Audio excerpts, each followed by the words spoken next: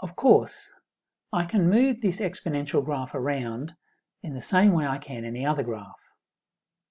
So first of all, I can scale this graph by another number.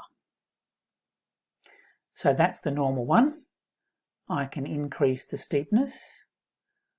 I can, whoops, I've gone too far. I can shrink it down a bit. Obviously, if I go negative, I'm just going on the other side. So I can scale my a to the x graph by a factor of b. That's going to change my y-intercept. So let me give you some numbers so you can see. If a is 2 and b is 3, normally the y-intercept would be 1.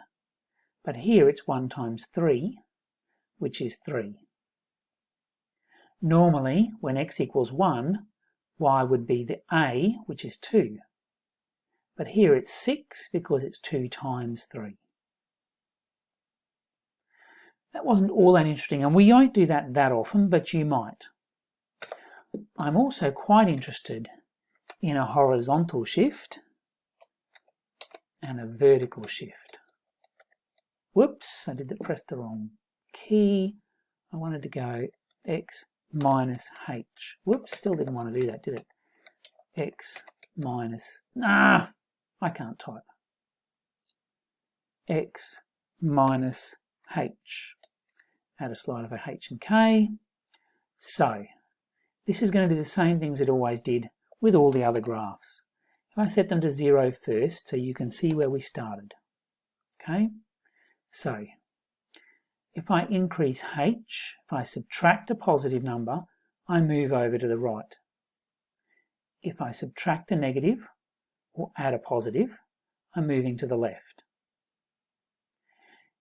If I change k, if I subtract a positive, I'm moving up. If I subtract a negative, I'm moving down. Notice when I move k, I'm also changing the asymptote. If k is 0, the asymptote is y equals 0. But if k is 3, then the asymptote is y equals 3. I've moved the asymptote. Now, some people don't write it like this. Some people prefer to go on the very end of the equation, plus k. This is exactly the same.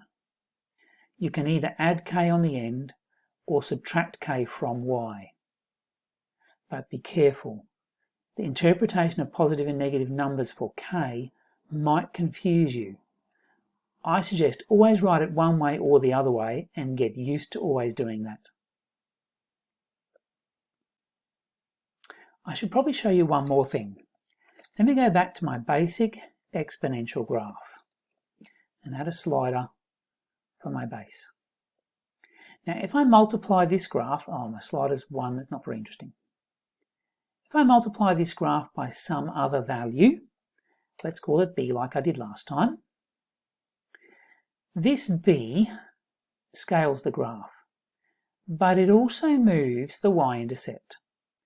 And the y-intercept is always the value of b. Now that's important.